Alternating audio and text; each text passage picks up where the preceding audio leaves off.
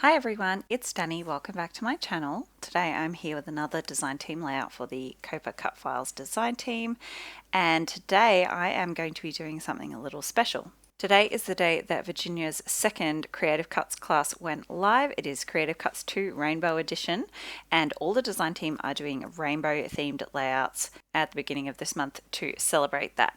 Some of us are using cut files from the shop. I am using one from the class. There are 6 lessons in the class and they each have their own cut file supplied. So this is the Tassels Rainbow cut file. It is absolutely amazing, so clever.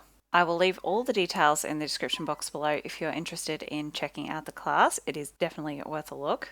But for now, let's get started with this layout. So as you can see, I am using some pre-made tassels. I already had these in my stash. I knew I had a bunch of colors and I thought that they would be perfect to use for this layout to try and, get them out of my stash. I've had them for quite a while. This cut file is designed so that you can make your own tassels. So you can see the little holes there are cut into the cut file so that you can thread your own tassels through, but you can also use pre-made tassels like I have here, or you can just do stitching or whatever really you wanted to do. I'm going to start out by backing my cut file. I'm just going to use a variety of pattern papers from a paper pad there that I have that was actually from Aldi. I just really like the bright tropical colors in it, and I'm going to use a couple of those, I think, 1 or 2 of those, and then the rest are going to be from the Simple Stories. Is it Simple Stories? No, Pebbles. Hey Summertime or Oh Summertime, I can't remember. I have a kit of it's a mix of that Pebbles Summertime collection and an Amy Tan Stay Sweet collection, so they are just kind of mixed in together, and it's more a summer themed collection than a rainbow themed collection or kit, homemade kit really, not a collection. But I just thought the bright colors would really go well with this theme that I'm going for. And I don't typically do bright rainbow layouts, so this was definitely a challenge, but it actually came together really easily. Yeah, I'm really pleased with how it turns out in the end. So you can see there I have my cut file all backed, which was very simple. It's only sort of 4 large sections, so that makes it nice and quick and easy to back. And I'm going to attach these tassels by stitching them on. I already have those holes there that are perfect for attaching these tassels, and I'm just going to do a simple back stitch. I did start out trying to do a chain stitch here. I thought it would look good with the tassels, but they just kind of sit funny and pull the stitching weird, so I do the first stitch and then I undo it, and then I just go in with a normal back stitch and I pick up the tassel with my stitch so that I attach it. And I'm just going to alternate a colored tassel with a white tassel just to kind of fill in those gaps. I wanted more than just one tassel on each kind of triple hole end of the rainbow color here. I hope that makes sense. So there are 3 holes at the bottom of each stripe of color, and that gives me the perfect amount of holes to do 2 stitches, which is perfect for my 2 tassels that I want to use. So there we go. So I'm going to come up in the middle of the center hole there, scoop up my tassel and back down the first hole, and that makes my first stitch. Then back through the last hole there, scoop up the second tassel, and then back down through the center. So that's my 2 tassels attached. And I'm just kind of fiddling with them, trying to get them to sit as flat as possible. Don't get me wrong, this is still going to be a very dimensional layout. There are tassels, and because they are pre-made, they have those little metal rings on them. They are quite fat. If you made your own out of yarn, you could definitely make them a little bit softer and make them sit a little flatter. But I'm just really happy to get all these used up, and I love the bright, happy colors.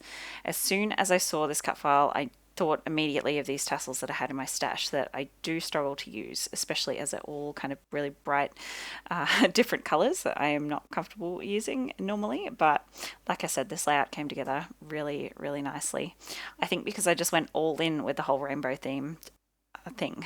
I just went, stuff it, I'll do all the rainbow, and it just came together. So I've just sped this bit up so I get them all on nice and quickly, and I've just tried to alternate all my colors so that I kind of get warm with cool, and like not too many greens together and not too many kind of pinky reddy colors together. And I'm just gluing down my ends here. I just use a bit of tacky glue and then some washi tape. There we go. So that's just to make sure my ends sit down nicely and don't get mucked around with too much. And now I'm going to come in with my first round of mixed media. So I'm taking my Distress Oxide ink pads in picked raspberry, seedless preserves, and peacock feathers. And I'm just adding a little bit of water to make them into a more splatterable consistency. And I'm just mixing the water with the ink and splattering it all over. I'm really not being careful about where I place it. I'm just trying to get it all over the background. I love the distress oxides for this, especially when you mix them with water. They do lots of fun things. They're really bright and vibrant pigment. I just love them. So I'm trying to get some kind of bigger splatters of that teal blue. I just really love that color. Now I have come in with my photos, and I have a photo of my sweet little Violet dressed up as a unicorn for book week. So this was her favorite book at the moment. She still really likes this book. It's one of her favorites ever. It actually is one that lives at daycare. So it's all about unicorns, and you can see the cover of the book. It is perfect for this cut file. So now I'm coming in with some more mixed media. I just really wasn't loving how white the background was still looking, so I have added some water onto some plastic packaging. It's just a big droplet of water there. And now I'm trying to add some Distress Oxide mists. I'm having trouble because this nozzle didn't want to drop for some reason. I'm not sure why. I do end up just having to sort of, you can see, splatter it there.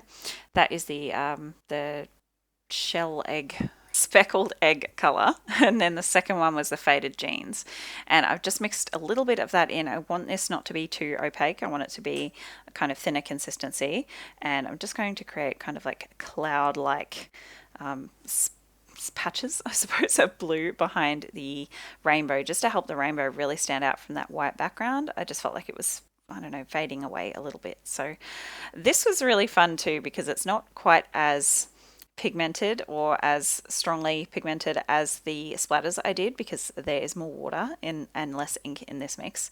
So when I paint over the top of the splatters, it kind of wets them again and activates them again, but yeah, it doesn't overpower the pigment that's already there, but it kind of spreads it, and yeah, it's really cool. You can kind of see it better in the up close photos, and I'm having a hard time explaining what I mean right now, but yeah, you'll see it in the close-ups. It looks really cool. So now that that is mostly dry, I'm going to put my rainbow back on top, and I'm much happier with how that looks now. I'm going to tuck my photo, well, my first photo, in below the arch of the rainbow there like that, and then that one will go up in the top in that space. And I'm happy with all that placement now, so I'm just going to go in with my ATG and stick the photos and the cut file down. They're not going to move from this point on out. There's really nowhere else for them to move around the page, so I'm happy to stick those down. Now I'm taking some of these alphas from, well, it's a thickest pack from Amy Tan, Stay Sweet, and I'm just going to use the word dream, just dropping off the ing. And I have this pack from Rosie Studio. I think it's called Dream in Color, the collection, and I thought the scripty gold glitter magical would be perfect. Now it's a bit of a stiffer foam. It doesn't bend round very well. That's as bent round the rainbow as I could get it, but I'm pretty happy with it. I'm just going to use this extra banner from that Stay Sweet thicker pack. And yeah, I thought that Rosie Studio pack was just perfect for this collection. I actually forgot I had it in my collection, and I came across it and I was like, oh yes, perfect. It's got rainbows and unicorns on it. And yeah, I couldn't resist. So I'm going to use some of the puffy stars off of that sheet. I'm just layering them there. I've used a few little floral embellishments from the Pebbles Oh Summertime collection.